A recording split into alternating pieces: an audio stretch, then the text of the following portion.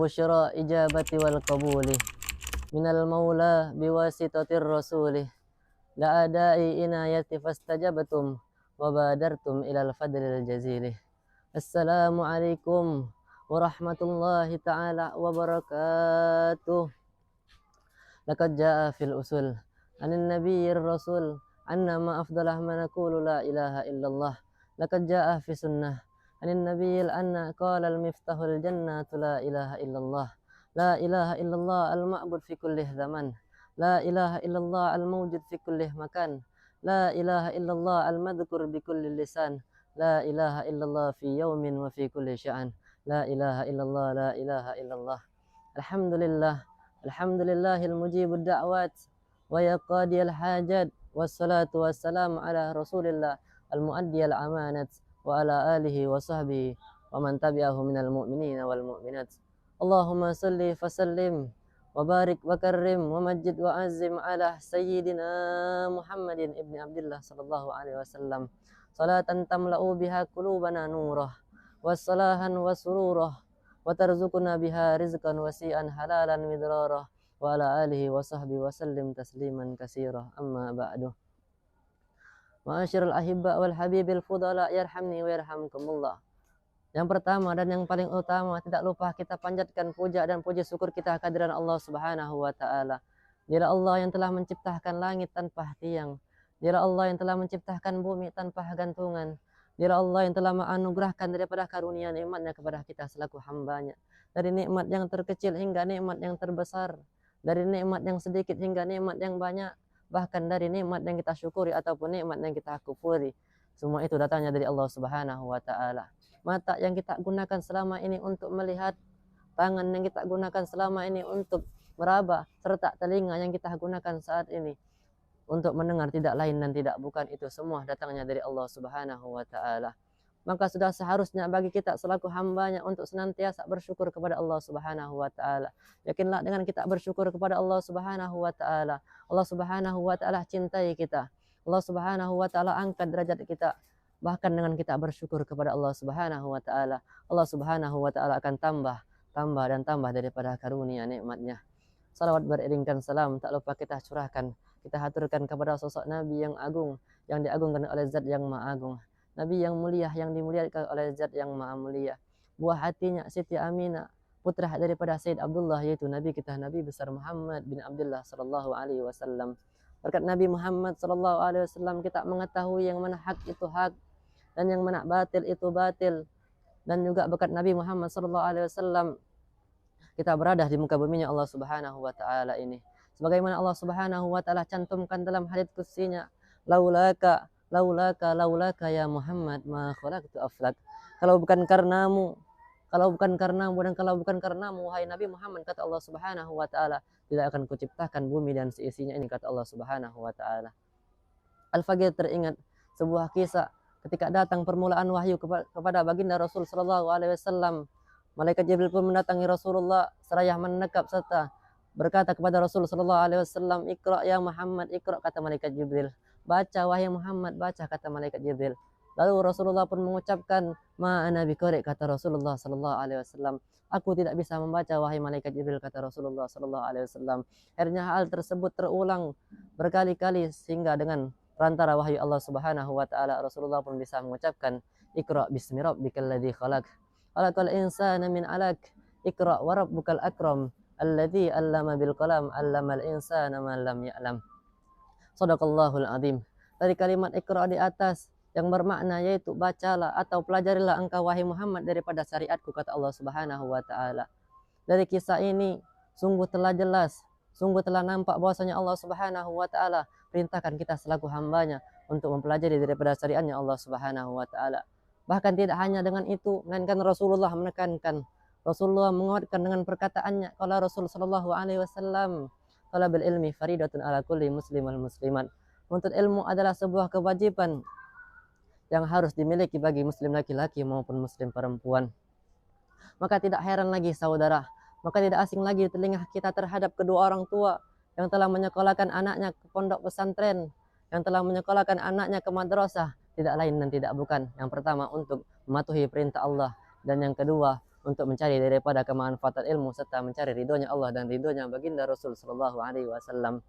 Bisa kita perhatikan, bisa kita lihat saudara, seorang pedagang di luar sana yang mereka berdagang dari pagi hingga siang, dari pagi hingga sore, dari pagi hingga malam, bahkan dari pagi bertemu esok paginya, mereka lakukan semuanya itu tidak lain dan tidak bukan hanya untuk mengharapkan daripada penghasilan.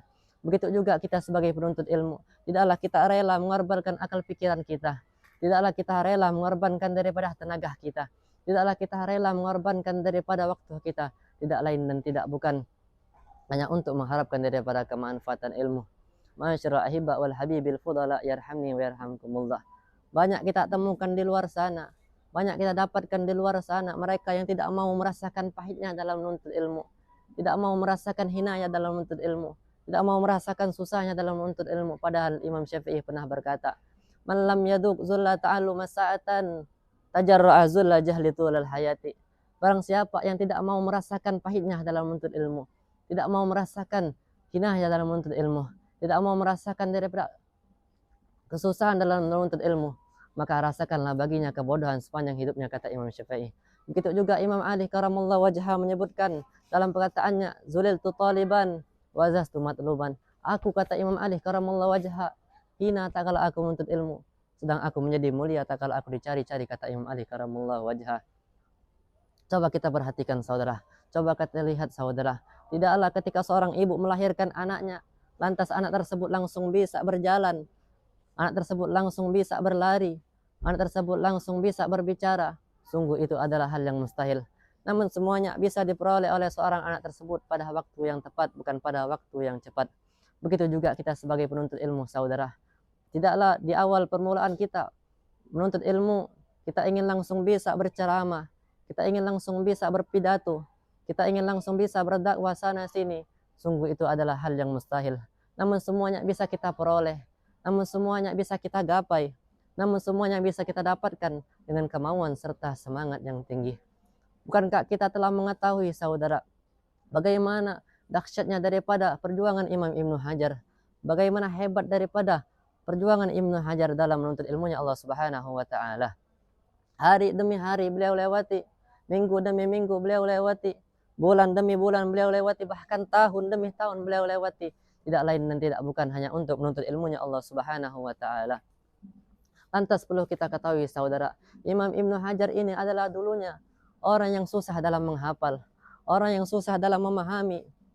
Akhirnya datang suatu waktu, beliau pun putus asa dan memutuskan untuk pergi dari tempat belajarnya. Akhirnya beliau pergi tanpa seizin gurunya. Ketika di pertengahan jalan beliau pun tertimpa daripada sebuah hujan. Lantas beliau pun langsung berteduh di sebuah goa. Di dalam goa tersebut beliau dapatkan batu yang begitu besar, batu yang begitu keras yang ditetesi oleh sebuah air sehingga batu tersebut dapat berlubang. Lalu Imam Ibnu Hajar pun mengambil pelajaran dari sana. Batu yang besar saja bisa berlubang, kata Imam Ibnu Hajar, karena air yang lembut, maka bagaimana pikiranku, kata Imam Ibnu Hajar. Kalau seandainya aku terus latih dengan menghafal, kalau seandainya aku terus latih dengan memahami, kalau seandainya aku latih dengan belajar, maka aku akan menjadi orang yang alim, kata Imam Ibnu Hajar. Lalu Imam Ibnu Hajar pun memutuskan untuk kembali ke tempat belajarnya. Akhirnya beliau belajar sehingga beliau menjadi ulama yang terkenal di muka bumi Allah Subhanahu wa taala ini. Dari kisah di atas bisa kita petik, bisa kita ambil daripada pelajaran bahwasanya tidaklah Imam Ibnu Hajar bisa mendapatkan magom, kedudukan, derajat yang tinggi di sisi Allah, derajat yang unggul di sisi Allah, derajat yang mahbub indallah, kecuali dilandasi dengan kehinaan, kecuali dilandasi dengan kesusahan, kecuali dilandasi dengan kesumpukan serta dibarengi dengan kemauan dan semangat yang tinggi. Sungguh benar yang dikatakan oleh Habib Umar bin Muhammad bin Salim al-Hafidh.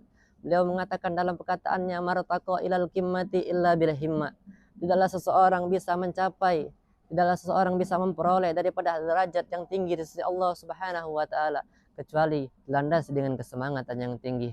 Masyarul ahibba wal habibil fudala yarhamni wa yarhamkumullah. Bisa kita lihat di luar sana saudara, daripada keluarga sana famili kita yang mereka pengen untuk menuntut ilmunya Allah Subhanahu wa taala, akan tapi tidak ada dukungan dari kedua orang tua mereka. Dan adapun sebaliknya, mereka kedua orang tua yang kepengen anaknya untuk menuntut ilmu, akan tetapi tidak ada kemauan di dalam hati seseorang anak tersebut, sehingga mereka tidak diberikan oleh Allah Subhanahu wa taala kesempatan untuk menuntut ilmu. Maka beruntung, dan beruntung bagi siapa? Bagi kita yang diberikan oleh Allah Subhanahu wa taala nikmat untuk menjadi thalibul ilm. Sungguh besar, sungguh agung keutamaan yang didapat oleh thalibul ilm, sampai-sampai Rasulullah sallallahu alaihi wasallam mengucapkan dalam perkataannya, qala Rasul sallallahu alaihi wasallam, innal malaikata la tadau ajniyataha li thalibul ilmi ridwan bima yasna. Sungguhnya seluruh malaikat Allah Subhanahu wa taala membentangkan sayapnya untuk siapa, saudara? Untuk kita sebagai penuntut ilmu, tidak lain dan tidak bukan karena mereka ridho atas hal-hal yang telah kita lakukan. Maka daripada itu, saudara, semangatlah kita dalam menuntut ilmunya Allah Subhanahu wa taala. Jangan pernah kita mengeluh atas hal yang Allah Subhanahu wa taala timpahkan kepada kita. Karena ada kalanya hidup yang kita keluhkan saat ini adalah hidup yang orang lain inginkan pada masa yang akan nanti. Terakhir yang ingin Al-Fagir sampaikan, saudara, coba sama-sama kita resapkan, coba sama-sama kita renungkan, coba sama-sama kita pikirkan, saudara, ketika kita sudah sukses, ketika kita sudah berhasil, ketika kita sudah mewujudkan daripada impian kita, ketika kita sudah mewujudkan impian daripada guru-guru kita, ketika kita sudah mewujudkan impian daripada kedua orang tua kita, lantas apa yang akan mereka rasakan? Mereka akan merasakan begitu hebatnya, begitu dahsyatnya daripada kebanggaan terhadap diri kita, saudara. Dengan kebanggaan mereka, kita akan mendapatkan daripada keriduan mereka. Dengan keriduan mereka, sudah pasti kita akan mendapat daripada keriduan Allah Subhanahu wa taala. Dengan keriduan mereka berdua lah, di situ kita akan mendapatkan kesenangan di dunia maupun di akhirat. Mari kita minta kepada Allah Subhanahu wa taala agar Allah Subhanahu wa taala jadikan kita hamba yang senantiasa istiqomah dalam menuntut ilmunya Allah Subhanahu wa taala, dan Allah Subhanahu wa taala jadikan ilmu kita ilmu yang bermanfaat bagi diri kita khususnya dan untuk orang lain umumnya. Amin amin ya rabbal alamin. Undur magal wala tanzur magal. Samahuni ala taksiri wa inni minal muqassirin. Hadza minni wa aqul lakum summa assalamu alaikum warahmatullahi taala wabarakatuh.